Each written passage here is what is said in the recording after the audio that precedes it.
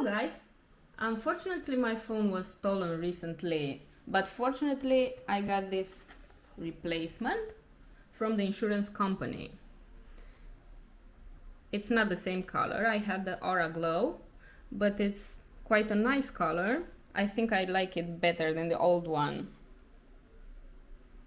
So this is the new Samsung 10 Plus 5G, which is not so new, but it's brand new, as you can see. Since I got the new replacement phone, I will show you how to make the basic settings on the phone for those who are buying this phone, which in my opinion is still a pro phone, having the most of the features that the new smartphones from Samsung have. So let's begin.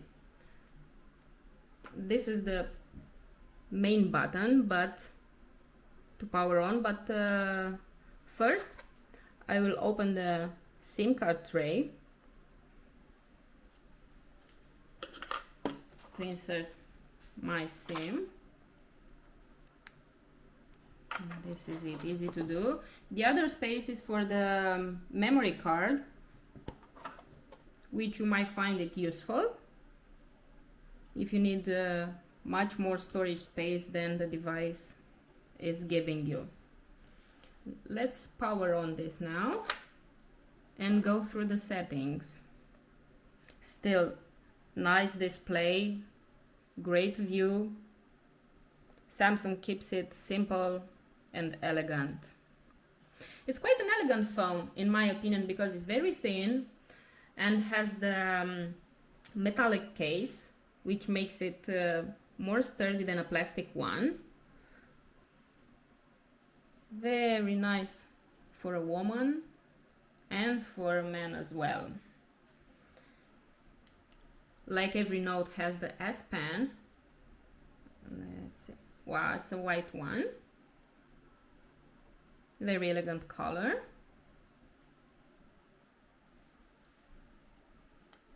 And now, since it's powered on, let's go through the settings. Usually Samsung makes it easier for everyone, and this will guide us through the whole process. Let's hit it start now. I will put it here. Won't need that anymore. So let's see. In the beginning we have a few legal items to review. You have to agree with some things, like license agreement, yes. This is optional. Let's leave it optional. I have read and agreed to all of the above and hit next button.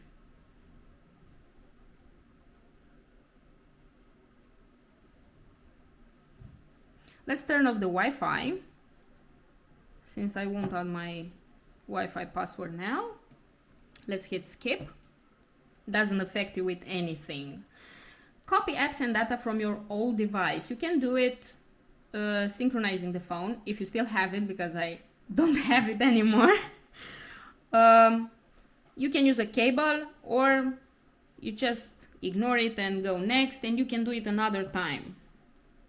Anyway, some of your information will get synchronized from your Google account, so I think that's enough information for normal people which don't use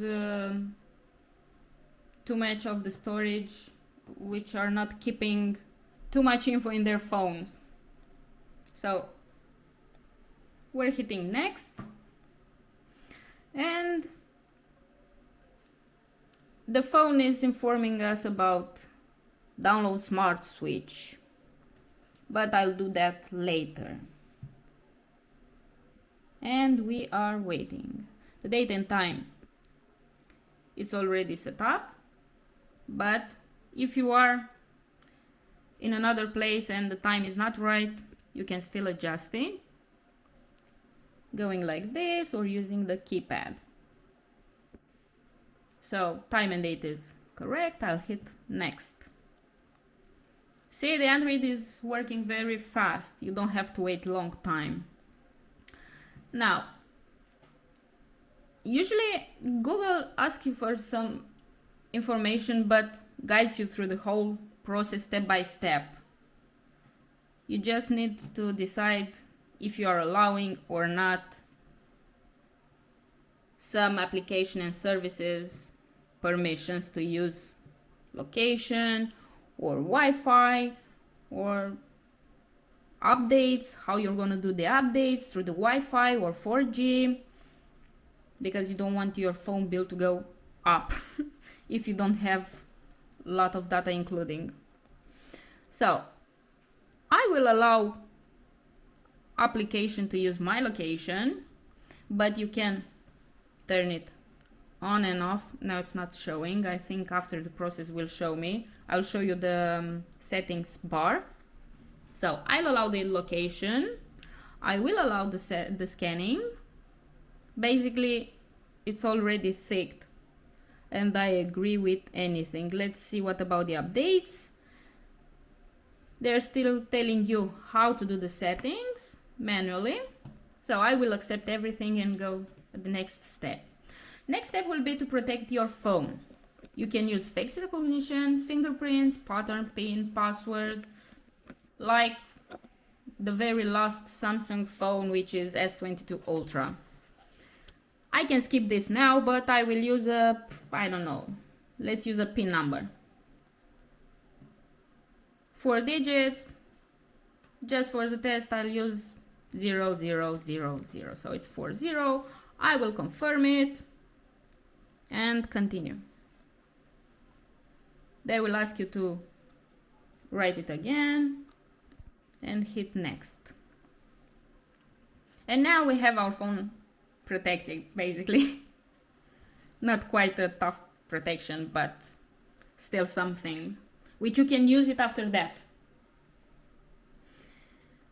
Now Samsung is asking for your Samsung account, which if you are new to Samsung phones, because there are people who are going from iPhone to Samsung to other brands, you can create a new account or you can use your old account.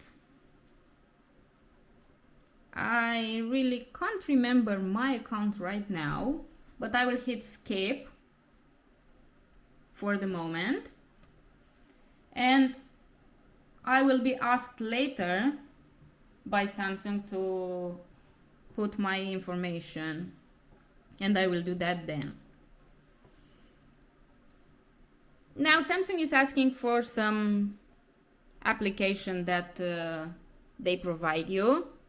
I find very annoying the Bixby application. Follows you everywhere and gets activated from any corner, but still is there.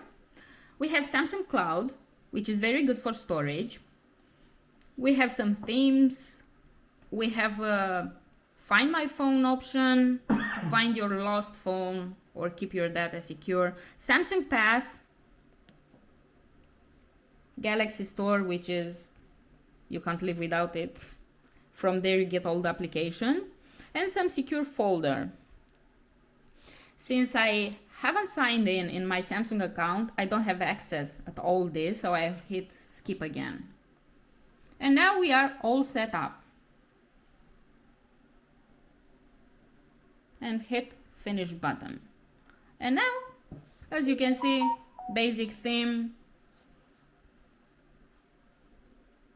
Samsung keeps it easy to use, no complication. This is the main setting bar, and I still have Galaxy set up since I never entered my Samsung account information. So from there you can go to put it anytime you want.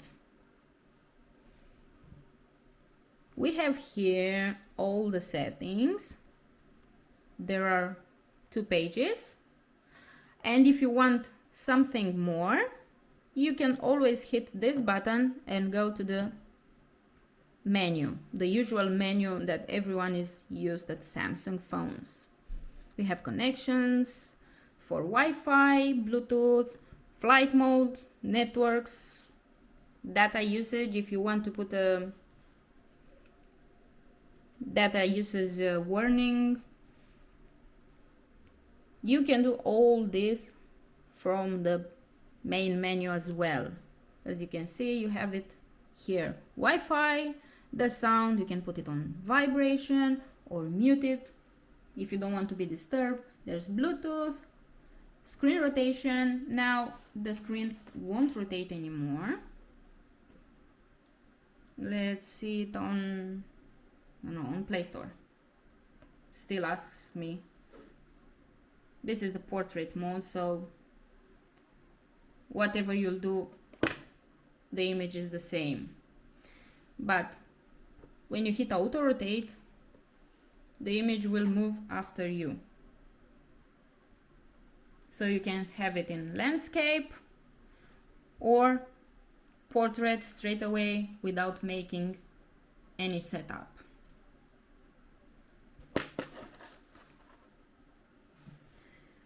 What else is in handy from the main toolbar is location, the power saving mode. If you're running out of battery, you might hit this option. Is the mobile hotspot if you want to share internet with someone or other device. The torch, which is very useful during night.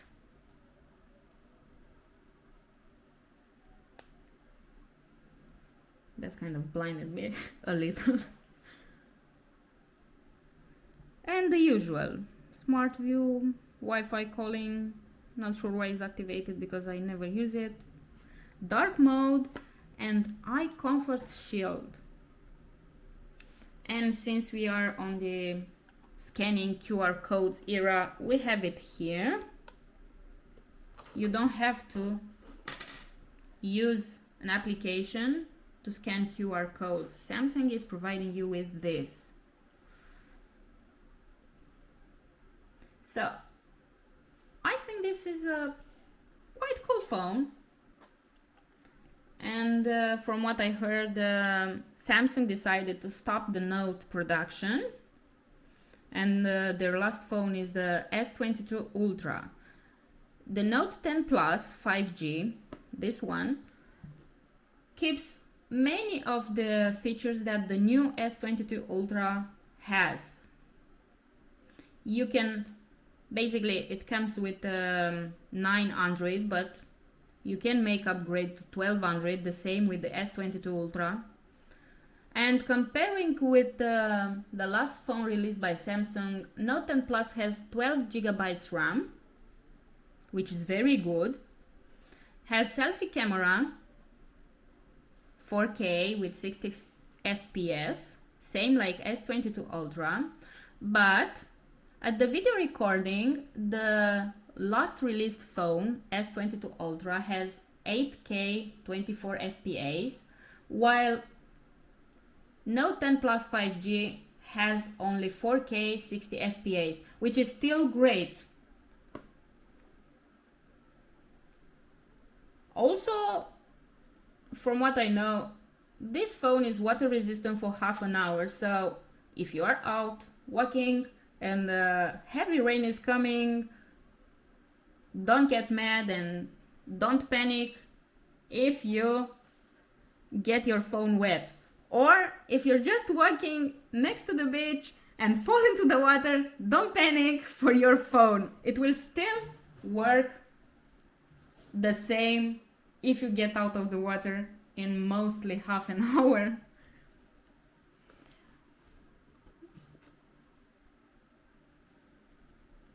Sorry, forgot to pee.